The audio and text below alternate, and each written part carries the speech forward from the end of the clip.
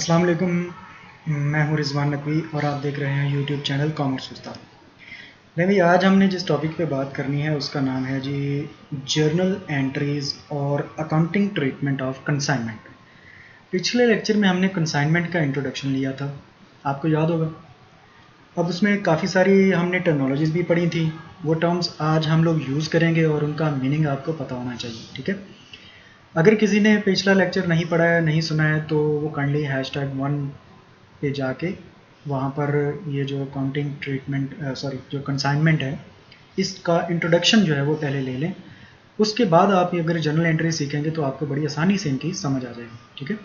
तो journal entries हमने कैसे पास करनी है कंसाइनमेंट के केस में, ये हम आज सीखेंगे। और इसी तरह इसको अकाउंटिंग ट्रीटमेंट ऑफ कंसाइनमेंट भी कहा जाता है, ठीक है। तो अकाउंटिंग ट्रीटमेंट ऑफ कंसाइनमेंट या जर्नल एंट्रीज ऑफ कंसाइनमेंट ये हमने आज सीखनी है और डिटेल में सीखनी है। हमने rules of debit and credit के अकॉर्डिंग हम लोग जर्नल एंट्रीज जब पास करेंगे तो इसमें मैंने ये फ़र्ज़ किया हुआ है कि आपको पहले से rules of debit and credit पता है और उनके अकॉर्डिंग आप लोग ये एंट्रीज सीखेंगे, ठीक है। अच्छा, जर्नल एंट्रीज पे जाने से पहले मैं आपको एक चीज़ दिखाना चाह रहा हूँ जी, वो है ये कंसाइनमेंट अकाउंट। कंसाइनमेंट का लेजर अकाउंट कैसे बनता है वो हमने यहाँ पर बना लिया हुआ है, ठीक है। कंसाइनमेंट अकाउंट बेसिकली जब लिखा जाता है तो इसके ऊपर उस सिटी का नाम भी लिखा जाता है जिस सिटी को ये कंसाइनमेंट भिजवाई गई है।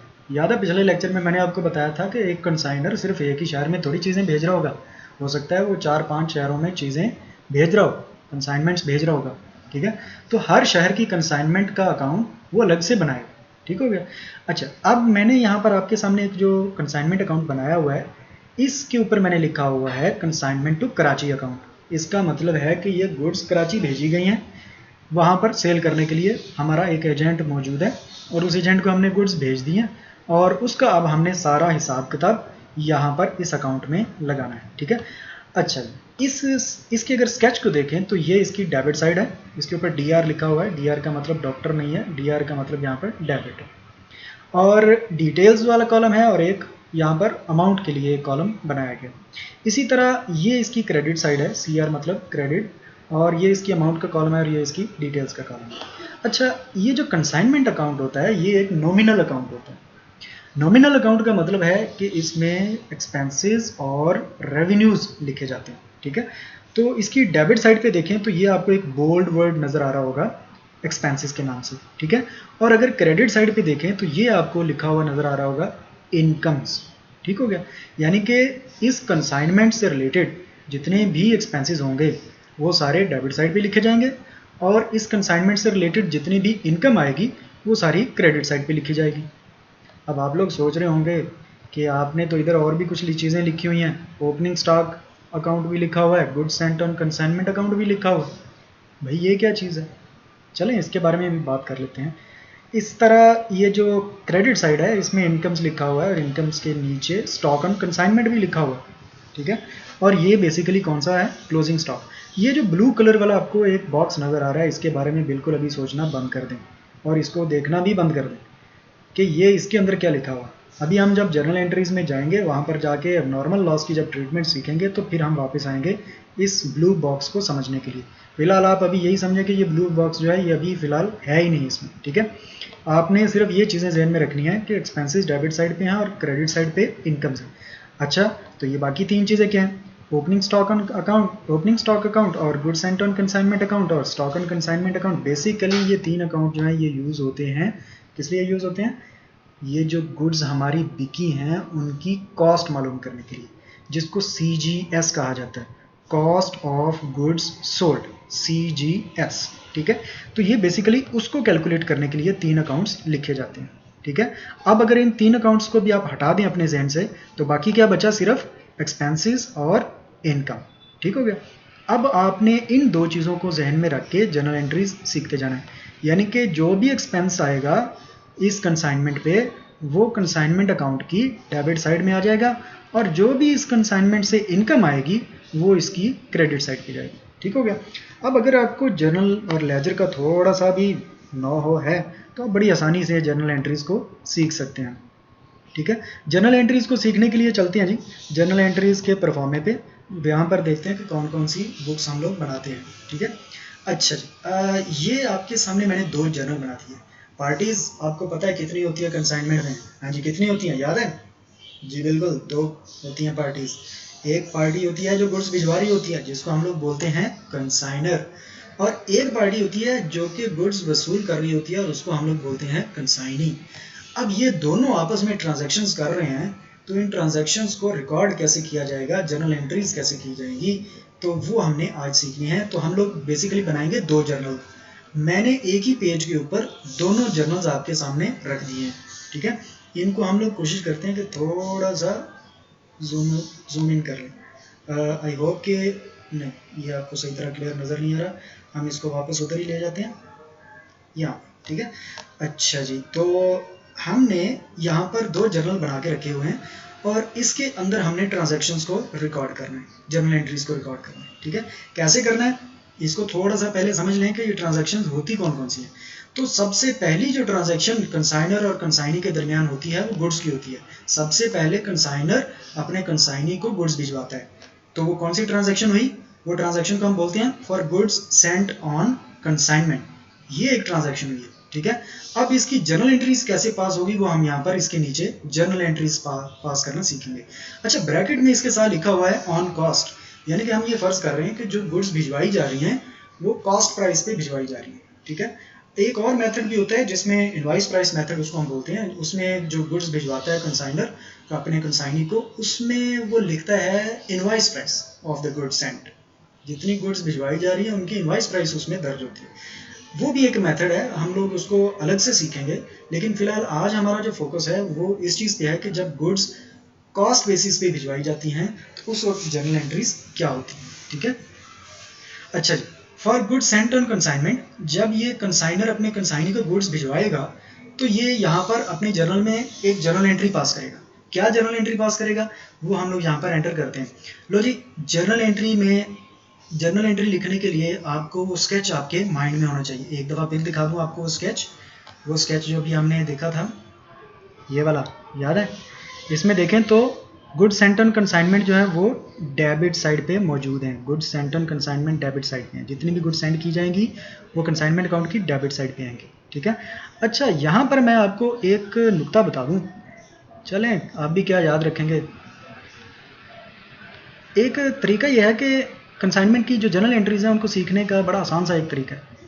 जो चीज़ें कंसाइनमेंट अकाउंट की डेबिट साइड पे आ रही हैं, जब उनकी कोई जर्नल एंट्री हमने बनानी होगी तो हम कंसाइनमेंट अकाउंट को डेबिट करेंगे। मसलन अभी गुड्स सेंट की हम बात कर रहे थे कि गुड्स सेंट ऑन कंसाइनमेंट की हमने जर्नल एंट्री पास करनी है, तो जब हम जर्नल एंट्री लिखेंगे तो वहाँ पर कंसाइनमेंट अकाउंट को डेबिट करेंगे, क्योंकि गुड्स सेंट ऑन कंसाइनमेंट जो है वो डेबिट साइड पे आ रही है। क्लियर होगी बात?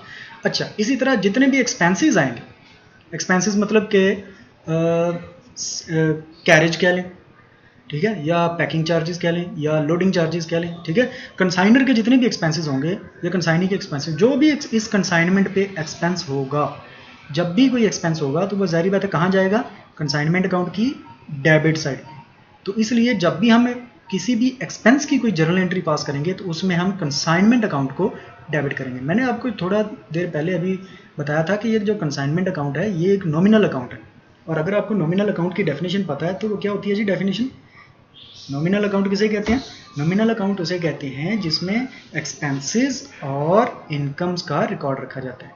यानी कि ये एक ऐसा अकाउंट होगा जिसमें जब कोई एक्सपेंस होगा तो उस अकाउंट को डेबिट किया जाएगा, और जब भी कोई इनकम आएगी तो इस अकाउंट को क्रेडिट किया जाएगा। ठीक हो गया?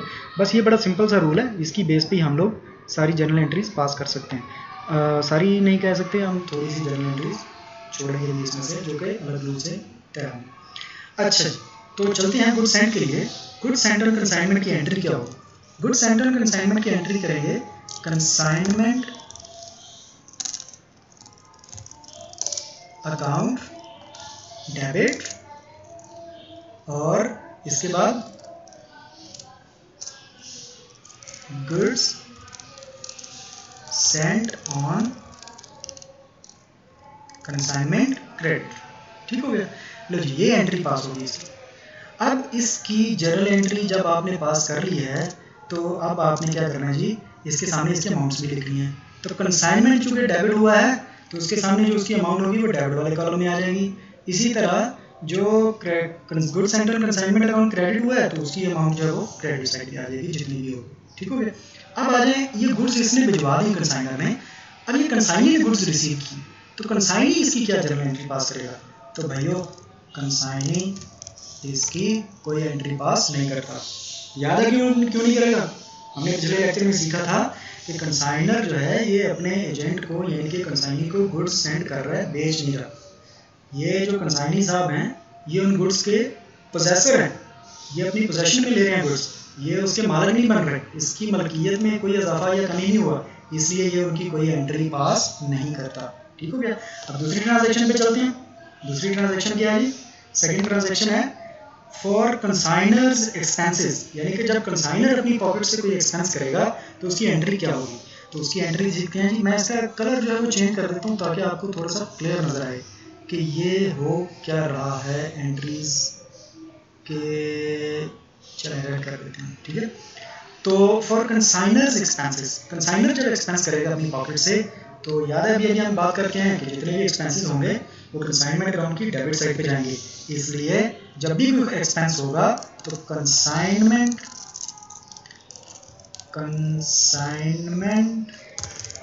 अकाउंट को डेबिट किया जाएगा। और ये जो एक्सपेंसेस हुए हैं ये कंसाइनर ने अपनी पॉकेट से लिए और इसके कैश में कमी हो रही है, इसलिए कैश अकाउंट क्रेडिट हो जाएगा। ठीक है, कैश अकाउंट क्रेडिट। क्लियर की बात? अच्छा, ये जो कंसाइनर ने एक्सपेंसेस किए हैं इसके लिए कंसाइनी क्या एंट्री पास करेगा? और भाई कंसाइनी क्या क्या लेना देना इसमें, खर्चा कंसाइनर ने किया है, कंसाइनमेंट भी कंसाइनर की है, गुड्स भी कंसाइनर की हैं, तो वो अगर एंट्री पास करेगा तो ये इसकी जो फाइनेंशियल पोजीशन है कंसाइनी की उस पर कोई इफेक्ट नहीं हुआ, इसलिए ये इसकी भी कोई एंट्री पास नहीं करेगा। हम इसको भी रेड कर देते हैं, नो एंट्री। ठीक हो गया। अच्छा, अब तीसरे ट्रांजैक्शन पे आते हैं। फॉर कंसाइनीज एक्सपेंसेस, लो भाइयों कंसाइनी ने भी कुछ खर्चा कर दिया, गुड्स पहुंच गई हैं कंसाइनी तक, कंसाइनी के पास अगर गुड्स पहुंच चुकी हैं तो उसने कोई अनलोड करवाए होंगे, कोई किराया दे रहा है, कोई सैलरीज दे रहा है, कोई भी खर्चा कर रहा है, तो उसके लिए क्या एंट्री पास करेगा? पहले कंसाइनी के जर्नल में हम एंट्री पास करते हैं। ठीक है, यहाँ पर कंसाइनी के जर्नल में जब हम एंट्री पास करेंगे तो ये क्या करेगा जी एंट्री पास? आपको याद है मैंने पिछले लेक्चर में आपको बताया था कि कंसाइनी जितना भी एक्सपेंस करेगा वो अपने कंसाइनर से उस एक्सपेंस को रीइंबर्स करेगा, उससे लेगा पैसे। अब जितने भी खर्चे दिए हैं कंसाइनी ने ये किससे लेगा? कंसाइनर से, इसलिए भाइयों ये कंसाइनर को पहले बनाएगा अपना डेटर। ठीक है, कंसाइनर अकाउंट डेबिट और क्रेडिट किसको करेगा? भाई इसकी पॉकेट से पैसे लिए तो ये क्या करेगा? कैश अकाउंट क्रेडिट हो गया। ठीक है, ACC मैंने लिख दिया, इसका मतलब अकाउंट। ठीक है, आप इसको A/C भी लिख सकते हैं और ACCOUNT अकाउंट पूरा भी लिख सकते हैं। ठीक हो गया। अच्छा, ये इसने तो खर्चा कर दिया, इसने कंसाइनर को फौरन अपना डेटर बना लिया कि मैंने भाई तुमसे ये पैसे लेने, और जब ये इसको पता चलेगा कंसाइनर को कि भाई कंसाइनी ने कुछ खर्चा किया और उसने मुझसे लेना है, तो ये क्या करेगा? अब ये खर्चा पड़ गया है कंसाइनर के खाते में, इसलिए कंसाइनर फौरन क्या करेगा? कंसाइनमेंट अकाउंट को डेबिट करेगा। कंसाइनमेंट तो स्पेलिंग कंसाइनमेंट अभी भी गलत है, sorry, SIGNMENT, consignment account debit करेगा। ठीक है, और क्रेडिट किसको करेगा? क्रेडिट किसको करेगा? अब इसकी पॉकेट से गए हैं पैसे? नहीं नहीं नहीं नहीं, इसने अब पैसे देने हैं, किसको देने हैं? कंसाइनी को, तो कंसाइनी को क्रेडिट करेगा, कंसाइनी अकाउंट क्रेडिट, कि इसने अब इसको पैसे देने। अच्छा, अब यहाँ पर दोनों चीज़ों का कंपैरिजन कर लें। कंसाइनर ने जब अपनी पॉकेट से एक्सपेंस किया तो कंसाइनमेंट को डेबिट किया, और अगर कंसाइनी ने खर्चा किया तो भी कंसाइनमेंट अकाउंट डेबिट हो रहा है, यानी कि डेबिट दोनों केसेस में सेम है। आप देखिए क्रेडिट में क्या क्रेडिट सेम है या डिफरेंट है? जी बिल्कुल क्रेडिट डिफरेंट है। जब कंसाइनर अपनी पॉकेट से एक्सपेंस कर रहा है तो उसके कैश में कमी हो रही है, लेकिन जब कंसाइनी एक्सपेंस कर रहा है तो इसने ये पैसे कंसाइनी को देने हैं, इसलिए कंसाइनी को अपना क्रेडिटर बना रहा है। ठीक है, क्रेडिटर मतलब क्रेडिट करेगा उसको। ठीक हो गया। अच्छा जी, इसको पैसे इसने देने हैं। अब चलते हैं ट्रांजैक्शन नंबर 4 पे। ट्रांजैक्शन नंबर 4 कह दिया फॉर कंसाइनीज कमीशन। अब कंसाइनी ने चीज़ें बेच दी हैं तो उसका कमीशन बनता है। ठीक है, तो कंसाइनर क्या एंट्री करेगा और कंसाइनी क्या एंट्री करेगा, देखते हैं क्या हो। कंसाइनर ने ये कमीशन देना है, किसको देना है, कंसाइनी को, इसलिए ये वही एंट्री पास करेगा जो एक्सपेंसेस की होगी, क्योंकि इसके लिए वो कमीशन एक्सपेंस है, इसने तो पे करना है। तो जब भी वो एक्सपेंस हो तो क्या करते हैं भाई, कंसाइनमेंट अकाउंट डेबिट करते हैं। ठीक है, कंसाइनमेंट अकाउंट डेबिट करें, कंसाइनमेंट अकाउंट डेबिट। क्रेडिट किसको करें, क्या इसने पैसे दे दिए हैं, अगर तो दे दिए हैं तो कैश क्रेडिट, लेकिन अब अगर इसने देने हैं तो फिर ये क्या करेगा, कंसाइनी अकाउंट क्रेडिट, अगर इसने अभी पैसे इसको देने हैं। ठीक है, अच्छा कंसाइनी क्या एंट्री करेगा, कंसाइनी का भी तो कमीशन बना है। अब ये एंट्री क्या करेगा, कंसाइनी साहब जो है इसकी इनकम में इजाफा हुआ है और इसकी इनकम का नाम क्या है, कमीशन। ठीक है, आपको पता है कि कमीशन में जब इजाफा होता है, यानी कि इनकम में जब इजाफा होता है तो उसको क्रेडिट किया जाता है। ठीक है, और ये कमीशन के पैसे इसने लेने किससे हैं, कंसाइनर से, तो कंसाइनर को ये बनाएगा अपना डेटर, कंसाइनर अकाउंट डेबिट, और क्रेडिट किसको करेगा जी, कमीशन, कमीशन अकाउंट। ठीक हो गया, ये इसकी इनकम में इजाफा हुआ और इसके एसेट्स में भी इजाफा हुआ। ठीक है, अब आ जाते हैं ट्रांजैक्शन नंबर 5 पे, रिसीविंग एडवांस फ्रॉम कंसाइनी। तो भाई कंसाइनर ने पैसे वसूल किए, अगर इसने कैश वसूल किया तो इसके कैश में इजाफा हुआ, तो ये क्या करेगा, cash account debit, cash account debit. Credit किसको करेगा, क्रेडिट किसको करेगा भाई, इसने जो पैसे लिए हैं, एडवांस लिए हैं, तो जब किसी से एडवांस लिया जाता है तो लाइबिलिटी में इजाफा होता है, उस लाइबिलिटी का नाम है consignee, consignee account credit. Clear हो गया। अच्छा, इसने वो एडवांस दिया है कंसाइनी ने, तो भाई ये भी तो एंट्री करेगा ना कि इसके पैसे जा रहे हैं, इसके पैसे जा रहे हैं कंसाइनी के, तो ये कैश को क्रेडिट करेगा। और डेबिट किसको करेगा, जिसको ये पैसे दे रहा है, कंसाइनर, कंसाइनर अकाउंट डेबिट, और consignee account, sorry cash account, cash account credit. Clear है बात। अच्छा, अगर इसने कुछ चेक दिया है तो फिर यहाँ पर कैश की जगह पे बैंक आ जाएगा। ठीक है, और अगर इसने कोई डिमांड ड्राफ्ट दिया है तो फिर भी यहाँ पर बैंक आ जाएगा। क्लियर है बात। अच्छा, अब चलते हैं ट्रांजैक्शन नंबर 6 पे। ट्रांजैक्शन नंबर 6 में देखें तो drawing a bill for advance. Sometime ये भी होता है कि जो कंसाइनर है वो बिल ड्रॉ कर देता है अपने कंसाइनी पे एडवांस के लिए, तो भाई वो एंट्री एडवांस की सेम रहेगी, लेकिन सिर्फ यहाँ पर फर्क क्या आएगा कि जहाँ पर कैश वसूल किया था अब वहाँ पर बिल आ जाएगा। इसके लिए वो बिल कौन सा होगा, बिल रिसीवेबल। समझ आ गई, इसने वो बिल रिसीव करना, बिल इसने ड्रॉ किया है तो इसके लिए वो बिल कौन सा होगा, बिल रिसीवेबल अकाउंट। ठीक है, और किस पे ड्रॉ किया इसने, अपने कंसाइनी पे, कंसाइनी अकाउंट क्रेडिट। अच्छा, इसको ऊपर वाली एंट्री के साथ अगर आप कंपेयर करें तो वहाँ पर एडवांस दिया गया था in the form of cash, तो वहाँ पर कैश टू कंसाइनी आया, लेकिन अगर बिल रिसीवेबल की फॉर्म में एडवांस दिया जाए तो बिल रिसीवेबल टू कैश आएगा, और अगर चेक की फॉर्म में लिया जाए एडवांस तो फिर यहाँ पर बैंक टू कंसाइनी आ जाएगा। ठीक है, सेम एंट्री। अच्छा, ड्राइंग, अब सॉरी यहाँ पर ड्राइंग नहीं आएगा, एक्सेप्टिंग आएगा। ठीक है, इसने वो बिल एक्सेप्ट किया है कंसाइनी ने, एक्सेप्टिंग अ बिल। इसके लिए जब बिल एक्सेप्ट करेगा तो बिल एक्सेप्ट करने की एंट्री सेम रहेगी, जैसे ऊपर इसने एडवांस दिया था तो ये भी एडवांस की ही एक किस्म है, एडवांस दे रहा है तो सेम एंट्री का पास करेगा, ये करेगा consignor to consignor account debit, और यहाँ पर क्या आ जाएगा, बिल पेएबल, इसने वो बिल पे करना है, बिल पेएबल अकाउंट क्रेडिट। ठीक हो गया। Transaction number 7 for sales. लो भाई कंसाइनी ने चीज़ें बेच दी, जब सेल कर दी हैं तो जितनी चीज़ें बिकी हैं उन सब के पैसे कंसाइनर ने अपने कंसाइनी से वसूल कर लिए। ठीक है, तो फॉर सेल्स, सेल्स की जब हम एंट्री पास करेंगे तो आपको पता है सेल्स एक इनकम होती है, कंसाइनर के लिए वो इनकम है। तो अभी हम पढ़ के आए थे, थोड़ी देर पहले हमने बताया था कि कंसाइनमेंट अकाउंट में जब कोई एक्सपेंस होता है तो कंसाइनमेंट को डेबिट किया जाता है, और जब कोई इनकम आएगी तो कंसाइनमेंट अकाउंट को क्रेडिट किया जाएगा। ठीक हो गया। अच्छा, अब क्या करेंगे भाई, अब ये सेल हुई है तो सेल के पैसे वसूल किए जाएंगे कंसाइनी से। तो कंसाइनी अकाउंट डेबिट, ठीक है, ये अपने कंसाइनी को डेटर बनाएगा और क्रेडिट क्या करेगा, कंसाइनमेंट अकाउंट, क्योंकि ये इसकी इनकम है,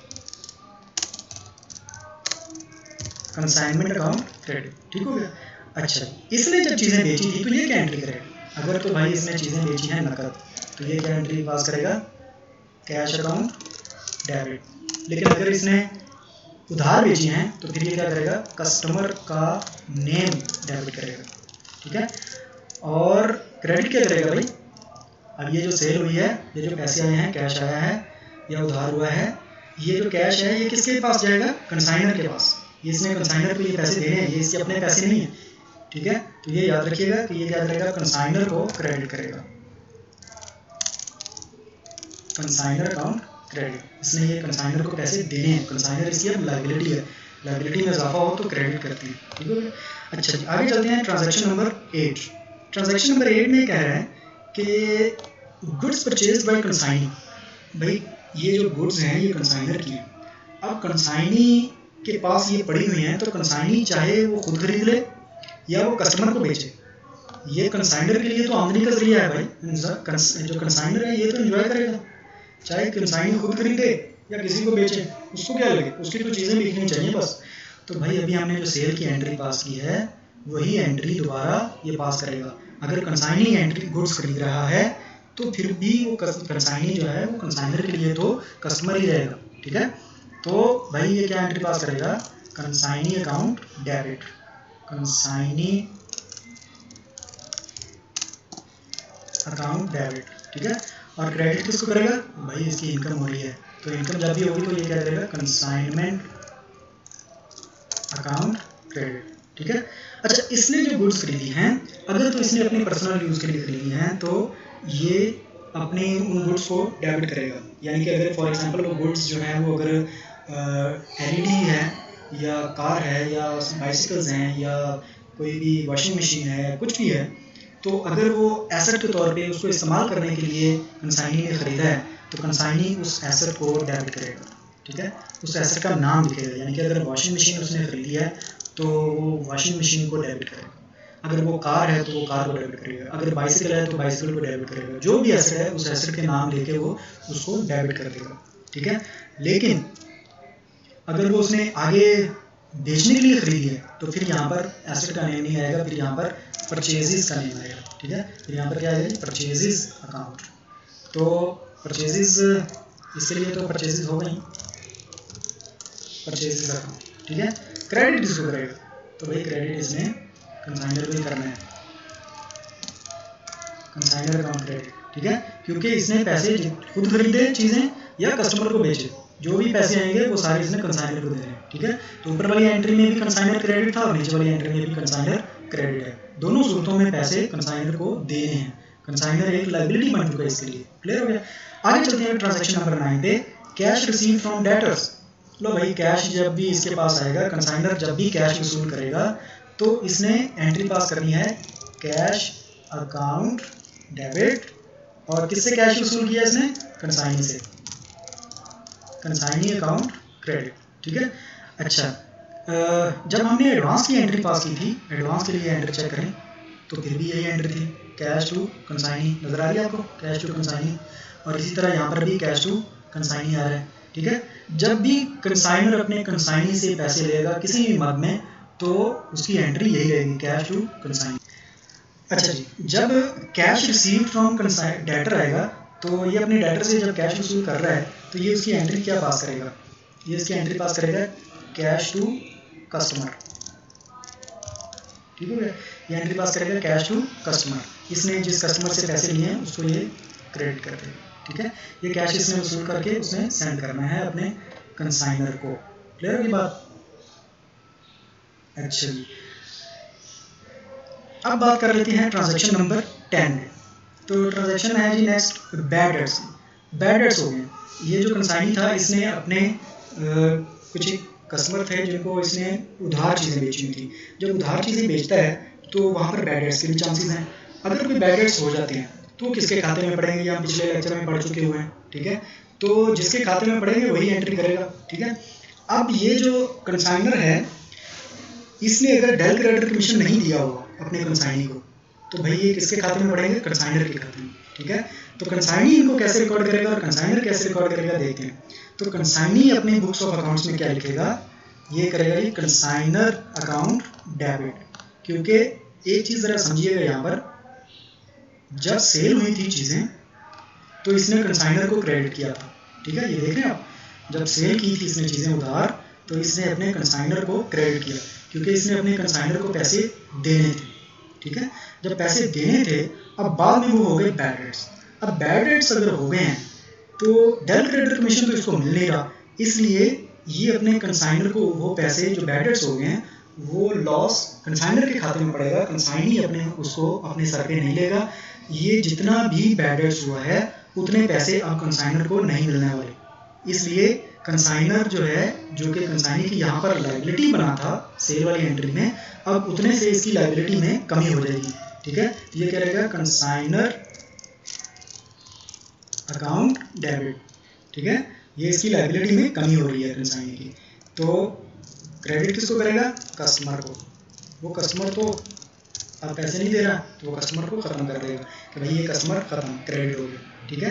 ये एसेट होता है कस्टमर, और जब एसेट में कमी होती है तो उसको हम क्रेडिट करते हैं। ये कंसाइनर इसकी लाइबिलिटी था, वो कस्टमर से पैसे लेके इसने कंसाइनर को देने थे, वो लाइबिलिटी था, लाइबिलिटी में भी कमी हो गई, तो लाइबिलिटी में जब कमी हुई तो उसको हम करेंगे डेबिट, ठीक है। इसको जब पता चलेगा कंसाइनर को कि मेरे भाई इतने पैसे डूब गए हैं, बैड डेट्स हो गए हैं, तो ये क्या एंट्री पास करेगा? इसके लिए तो लॉस है, एक्सपेंस है, तो जब भी कोई एक्सपेंस होगा तो ये कंसाइनमेंट अकाउंट को डेबिट करेगा, और क्रेडिट किसको करेगा? क्रेडिट करेगा अपने कंसाइनी को, क्योंकि जब सेल की एंट्री हुई थी, जब चीज़ें बिकी थी, तो इसने कंसाइनी को अपना डेटर बनाया था कि मैंने इतने पैसे कंसाइनी से लेने हैं, लेकिन अब वो बैड डेट्स हो गए, अब उतने पैसे ये कंसाइनी को क्रेडिट कर देगा, ठीक है। कंसाइनी अकाउंट क्रेडिट, क्लियर है बात? मतलब इसकी एसेट में कमी हुई है। ये जो कंसाइनी था ये इसका डेटर था, और डेटर क्या होते हैं जी? एसेट होते हैं। तो जब उससे पैसे नहीं मिलने, वो बैड डेट्स हो गए, तो अब वो अपने डेटर में कमी कर रहा है कि मैंने भाई इतने पैसे इसके काट लिए इसके अकाउंट से, ठीक है। बैड डेट्स, अगर बैड डेट्स होते हैं और with del creditor commission case आ गया है, यानी कि ये जो कंसाइनर है ये अपने कंसाइनी को डेल क्रेडिटर कमीशन दे रहा है, इसका मतलब है कि अब ये जो कंसाइनर साहब हैं ये अपने खाते में इसको नहीं लेंगे, ये कोई एंट्री पास नहीं करेंगे बैड डेट्स की, क्योंकि ये डेल क्रेडिटर कमीशन दे रहा है। अब एंट्री कौन करेगा? सिर्फ ये किसके खाते में पड़े? कंसाइनी के, इसलिए ये कंसाइनी इसको अपने कमीशन में से इसको एडजस्ट करेगा, ठीक है। यानी कि ये डेल क्रेडिटर कमीशन इसने ले रखा था, वो इसकी इनकम थी, अब उस इनकम में कमी हो गई, क्यों कमी हो गई? बैड डेट्स की वजह से। तो अब ये इनकम में जब कमी होगी, और उस इनकम का नाम क्या है? कमीशन, तो हम यहाँ पर लिखेंगे कमीशन अकाउंट डेबिट, ठीक है। इसकी इनकम में उतनी कमी होगी, जितने बैड डेट्स होंगे अब इसको बियर करने पड़ रहे हैं, तो इसलिए इसकी इनकम में कमी हो गई, और क्रेडिट किसको करेगा? ये कस्टमर को, कस्टमर का। इन दोनों एंट्रीज का कंपैरिजन यहाँ पर कर लें। बैड डेट्स अगर डेल क्रेडिटर कमीशन के साथ हों या bad debts with no del creditor commission, तो फर्क क्या होता है एंट्री में? देखिए दोनों सूरतों में कस्टमर तो गया, बैड डेट्स जिसने कर दिया वो कस्टमर तो क्रेडिट हो गया, पहले नो डेल क्रेडिटर कमीशन के केस में भी और डेल क्रेडिटर कमीशन के केस में भी, दोनों केसेस में देखें तो customer account credit, customer account credit, ठीक है। अब अगर देखें तो अगर तो डेल क्रेडिटर कमीशन नहीं मिल रहा है कंसाइनी को, तो वो किसको डेबिट करेगा? कंसाइनर को। लेकिन अगर इसको मिला था वो कमीशन, तो फिर उस कमीशन में कमी होगी, इसलिए वो कमीशन अकाउंट डेबिट करेगा, क्लियर होगी बात? अच्छा जी, आगे चलते हैं एंट्री पे, फाइनल रेमिटेंस बाय कंसाइनी। तो अभी बाकी जितने बचे खुचे पैसे थे वो कंसाइनी ने अपने कंसाइनर को भिजवा दिए। अब जब कंसाइनर के पास पैसे आएंगे तो ये एक ही एंट्री करता है, आप लोग ऊपर से देखते आ रहे हैं, एडवांस पैसे ले या डेटर के थ्रू डेटर की रेमिटेंस जो कलेक्शन हुई है उसके पैसे ले या फाइनल रेमिटेंस ले, जो भी पैसे कंसाइनी से वसूल किए जाएंगे उसकी एंट्री सेम रहेगी, कैश अकाउंट डेबिट, और क्रेडिट किसको किया जाएगा? कंसाइनी को, कंसाइनी अकाउंट क्रेडिट, ठीक है। और कंसाइनी ने जब पैसे भिजवाए थे तो कंसाइनी ने क्या एंट्री करनी है? सेम वही एंट्री जो पहले पैसे भिजवाने की एंट्री थी, यानी कि कंसाइनर अकाउंट डेबिट और कैश अकाउंट क्रेडिट, ठीक है। अच्छा जी, ये कैश भी होता है तो कैश क्रेडिट, और अगर वो ये बैंक ड्राफ्ट भिजवाता है तो फिर बैंक अकाउंट क्रेडिट करेगा, ठीक है। फिर यहाँ पर कैश की जगह पे बैंक आ जाएगा, यही फर्क याद रखिएगा बस। अच्छा जी, अब आ जाए स्टॉक पे। महीना या साल या जो भी था वो खत्म हो गया है ड्यूरेशन, अब क्लोजिंग स्टॉक की कैलकुलेशन हुई है। जब क्लोजिंग स्टॉक पता चला कि भाई इतना कैश इतना स्टॉक बच गया है, उसकी एंट्री कंसाइनर की बुक में क्या होगी, उसकी एंट्री करेगा stock on consignment account debit, stock on consignment account debit, ठीक है। और क्रेडिट किसको करेगा, याद है कंसाइन जो हमने लिखा था वो कंसाइनमेंट की क्रेडिट साइड था, stock on consignment closing stock जो होता है वो कंसाइनमेंट अकाउंट की क्रेडिट साइड होता है, इसलिए हम क्या करेंगे कंसाइनमेंट अकाउंट क्रेडिट करेंगे। क्लियर है ये बात? अच्छा, क्या कंसाइनी इसकी एंट्री पास करेगा? नो, नो एंट्री, ठीक है, यहाँ पर कोई एंट्री पास नहीं होगी, ठीक है। और क्यों नहीं होगी? क्योंकि आपको याद होगा जब गुड्स आई थी इसके पास, गुड्स एंट्री पहली जब मैंने एंट्री पास की थी, फर्स्ट एंट्री जब गुड्स इसके पास आई थी तो इसने उसकी एंट्री पास नहीं की, यानी कि ये गुड्स का यहाँ पर कोई जनरल एंट्री पास नहीं करता। ये स्टॉक जो पड़ा हुआ है गुड्स का, ये कंसाइनी का नहीं है, ये किसका स्टॉक है? कंसाइनर का, इसलिए कंसाइनर ही इसकी एंट्री पास करेगा, कंसाइनी इसकी एंट्री पास नहीं करेगा, ठीक हो गया।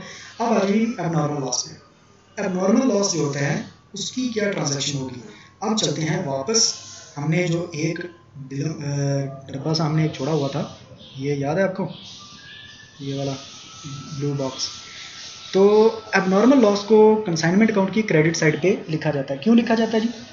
देखें, एबनॉर्मल लॉस जो है ये कंसाइनमेंट अकाउंट की क्रेडिट साइड पे इसलिए लिखा जाता है ताकि इस कंसाइनमेंट का प्रॉफिट या लॉस मालूम किया जा सके without the consideration of abnormal loss. यानी कि यूँ समझना है कि एबनॉर्मल लॉस हुआ ही नहीं, अगर ये एबनॉर्मल लॉस ना होता तो फिर इस कंसाइनमेंट से कितना प्रॉफिट हो सकता था, ठीक है। अब यहाँ एबनॉर्मल लॉस को हमने यूँ ही समझा हुआ है कि जैसे वो लॉस हुआ ही नहीं, वो स्टॉक में पड़ा हुआ है, वो जो चीज़ें ख़राब हो गई हैं, ख़त्म हो गई हैं, डिस्ट्रॉय हो गई हैं, loss by fire, loss by theft, जो भी एबनॉर्मल लॉस हुआ है, अगर वो ना होता तो वो गुड्स कहाँ होती? वो हमारे इस क्लोजिंग स्टॉक के साथ मौजूद होती। इसलिए हमने क्या किया, उस एबनॉर्मल लॉस को यहाँ पर क्लोजिंग स्टॉक वाली साइड पे यानी कि क्रेडिट साइड पे हमने उसको यहाँ पर मेंशन कर दिया, ठीक है। अब आप लोग सोच रहे होंगे कि लॉस तो हुआ है, अब उसको यहाँ पर स्टॉक के अंदर ही समझ के एंट्री पास कर देंगे और प्रॉफिट कैलकुलेट कर लेंगे, ये तो कोई लॉजिकल बात नहीं लगती भाइयों। बात ये है कि ये लॉस जो है इसको लॉस ट्रीट किया जाएगा, ये लॉस लिखा जाएगा, लेकिन कंसाइनमेंट के अकाउंट में नहीं, ये लॉस ट्रीट किया जाएगा इस कंसाइनर का जो main profit and loss account बनेगा, ये वहाँ पर जाके ट्रीट किया जाएगा, ठीक है। इसको वहाँ पर एक लॉस के तौर पे समझा जाएगा और टोटल जो बिजनेस का प्रॉफिट है उसमें से इसको माइनस किया जाएगा, ठीक है। ये जो एक कंसाइनमेंट है, सिर्फ एक सिटी की जो कंसाइनमेंट है, इसको सिर्फ जब हम इसका प्रॉफिट या लॉस मालूम कर रहे होते हैं तो इसको लॉस की कंसिडरेशन के बगैर कैलकुलेट करना होता है। इसलिए हम लोग क्या करते हैं, एबनॉर्मल लॉस जितना भी होता है उसको हम यहाँ पर क्रेडिट साइड पे मेंशन कर देते हैं। अच्छा, अब एबनॉर्मल लॉस होता क्या है? ये ऐसा लॉस होता है जिसको हम लोग कुछ मेजरमेंट्स लेके कुछ स्टेप्स अगर लेते तो ये इससे बचा जा सकता था। यानी कि ये एक ऐसा लॉस है जिससे हम कुछ मेजरमेंट्स करके हम लोग इससे बच सकते थे, ठीक है। यानी कि loss by theft, loss by flood, loss by fire etcetera, loss by accident, ठीक है। ये कुछ ऐसे लॉसेज हैं जिनसे बचा जा सकता है, या यूँ समझ लें कि ये ऐसे लॉसेज होते हैं जिनकी इंश्योरेंस कंपनीज इंश्योरेंस करने पे राज़ी होती हैं कि भाई हम इसकी इंश्योरेंस करेंगे, ठीक है। अगर आप पेट्रोल के कोई बिजनेस कर रहे हैं, पेट्रोल आप खरीदते हैं और बेचते हैं, ठीक है, और आप इंश्योरेंस कंपनी के पास जाएं और उसको जाके बोलें कि भाई हम अपने ये जो पेट्रोल का बिज़नेस है करते हैं, पेट्रोल लेके आते हैं बेचते हैं उसको आगे, तो हम चाहते हैं कि जो ये जो हमारी ट्रांजैक्शंस होती हैं पेट्रोल को ख़रीदना और फिर उसको आगे बेचना, इसके दौरान में जो पेट्रोल है वो थोड़ा बहुत हवा में शामिल हो जाता है, इवेपोरेट हो जाता है, ठीक है। और हम चाहते हैं कि आप हमारे उस उड़ने वाले पेट्रोल का लॉस बियर करें, यानी कि उसकी इंश्योरेंस करें। तो इंश्योरेंस कंपनी आपके कहेगी ना भाई ना, पेट्रोल की नेचर ही वोलेटाइल होती है, उसने इतना थोड़ा बहुत तो उड़ना ही उड़ना है, हम इसकी गारंटी नहीं दे सकते, ठीक है, हम इसकी इंश्योरेंस नहीं कर रहे, आप जाएं अपना काम करें जाके। हाँ, हम लोग लॉस, अगर आपको आग लगने का खदशा है क्योंकि उससे बहुत ज़्यादा नुकसान होगा तो उसकी हम इंश्योरेंस करते हैं, लेकिन ये जो थोड़ा बहुत हवा में उड़ जाता है इसकी कोई गारंटी नहीं है, ये उड़ना ही उड़ना है, आप जो मर्जी कर लो, इसने इतना को तो लॉस होना ही होना है आपका, तो इंश्योरेंस कंपनी उसकी इंश्योरेंस करने पे राजी नहीं होती, ठीक है। तो ऐसे ही लॉसेस जिसकी इंश्योरेंस नहीं होती वो भी नॉर्मल लॉसेस में आते हैं, जिनकी इंश्योरेंस नहीं होती वो नॉर्मल लॉसेस में आते हैं, लेकिन जिनकी इंश्योरेंस होती है वो अब नॉर्मल लॉसेस ऑलमोस्ट ट्रीट किए जाते हैं, ठीक है। ये एक निशानियाँ हैं थोड़ी बहुत जो आपको इसको समझने में मदद देंगी कि हमने अब नॉर्मल लॉस को कैसे ट्रीट करना है। अच्छा, फ़र्ज़ करें आपका अब नॉर्मल लॉस हो गया है 1000 रुपये का, और उसका 1000 का 600 रुपया जो है उसमें से रिकवर हो गया है, या अभी इंश्योरेंस कंपनी ने क्लेम एडमिट कर लिया है कि हम आपको 600 रुपया देंगे, ठीक है। अगर तो हमें 600 रुपया रिकवर हो गया है तो हम क्या लिखेंगे, कैश 600। लेकिन अगर इंश्योरेंस कंपनी ने अभी कैश हमें दिया नहीं है, सिर्फ क्लेम एडमिट किया कि भाई हम आपको दे देंगे, तो फिर हम यहाँ पर क्या लिखेंगे, इंश्योरेंस कंपनी अकाउंट, ठीक है। और बाद में जितना हमारा नेट लॉस होगा, यानी कि जितना रिकवर नहीं हो सका, वो हम लोग कहाँ पे डाल देंगे, प्रॉफिट एंड लॉस अकाउंट में। तो 1000 रुपये में से 600 रिकवर हो गया, तो बाकी कितना रह गया, 400, तो वो कहाँ जाएगा, प्रॉफिट एंड लॉस अकाउंट में, ठीक है। तो समटाइम ऐसा होता है कि कुछ रिकवर हो जाता है, कुछ रिकवर नहीं होता, और समटाइम ऐसा होता है कि कुछ भी रिकवर नहीं होता। अगर पूरा 1000 का 1000 ही रिकवर नहीं हो रहा तो वो सारे का सारा ही हम लोग प्रॉफिट एंड लॉस अकाउंट में डाल देते हैं। अब हमने इसकी जर्नल एंट्री पास करनी है, तो जर्नल एंट्री क्या होगी, ये जो लॉस है, ये जो दो अकाउंट्स हमने यहाँ पर लिखे हैं, कैश अकाउंट, इंश्योरेंस अकाउंट, और दूसरा अकाउंट जो है प्रॉफिट एंड लॉस अकाउंट, ये दोनों जो हैं 600 और 400 वाले, ये कहाँ पर मौजूद हैं, ये कंसाइनमेंट अकाउंट की क्रेडिट साइड पे मौजूद हैं, ठीक है। तो अब हम इसकी जर्नल एंट्री बड़ी आसानी से बना सकते हैं, ठीक है। तो चलते हैं जर्नल एंट्री की तरफ, देखते हैं वहाँ पर जर्नल एंट्री हमने कैसे पास करनी है। तो जर्नल एंट्री में चल के देखते हैं जी, जर्नल एंट्रीज में एबनॉर्मल लॉस की जर्नल एंट्री हम लिखने लगे हैं, कैसे होगी।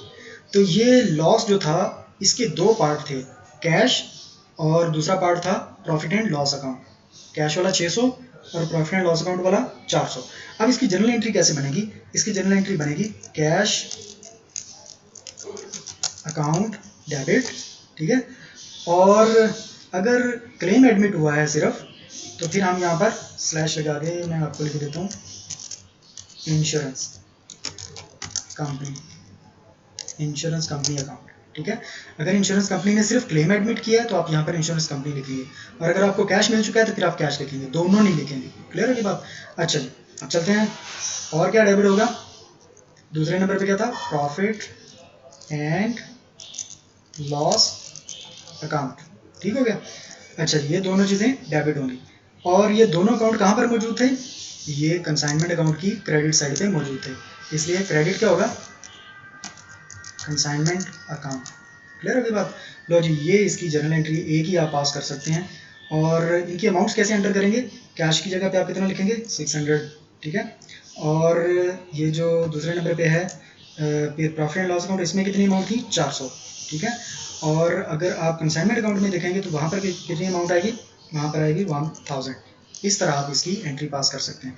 तो अभी एबनॉर्मल लॉस की ये जो कंसाइनी है ये कोई एंट्री पास नहीं करता, तो आप इसको यहाँ पर लिख सकते हैं नो एंट्री, ठीक है। अच्छा जी, अब लास्ट आ गई एंट्री, लास्ट एंट्री। अच्छा, अगर आपको यहाँ पर प्रॉफिट होता है तो प्रॉफिट की ये जो कंसाइनमेंट आपने भेजी है इसको यहाँ पर प्रॉफिट होता है, तो प्रॉफिट की एंट्री क्या होगी, कंसाइनमेंट अकाउंट डेबिट और profit and loss account credit, ठीक हो गया। लेकिन अगर आपको लॉस हो रहा है तो फिर लॉस की एंट्री क्या होगी, लॉस की एंट्री इसका रिवर्स हो जाएगी, यानी कि क्या हो गया, यहाँ पर profit and loss account credit है, तो अगर लॉस होता है तो फिर क्या होगा, profit and loss account debit और कंसाइनमेंट अकाउंट क्रेडिट। क्लियर होगी बात। अच्छा, ये जो कंसाइनी साहब हैं, इनका यहाँ पर क्या लेना देना भाई, प्रॉफिट एंड लॉस के साथ इसका कोई लेना देना नहीं है, प्रॉफिट हो या लॉस हो ये कोई एंट्री पास नहीं करेंगे, ठीक हो गया। नहीं, ये हैं जर्नल एंट्रीज। अगर इसमें से आपको कोई जर्नल एंट्री आपको ना समझ आई हो, आप उसकी डिटेल पूछना चाहें या किसी और जर्नल एंट्री के बारे में पूछना चाहें तो आप कमेंट्स में मुझे पूछ सकते हैं। Thank you very much for watching. अल्लाह हाफिज़।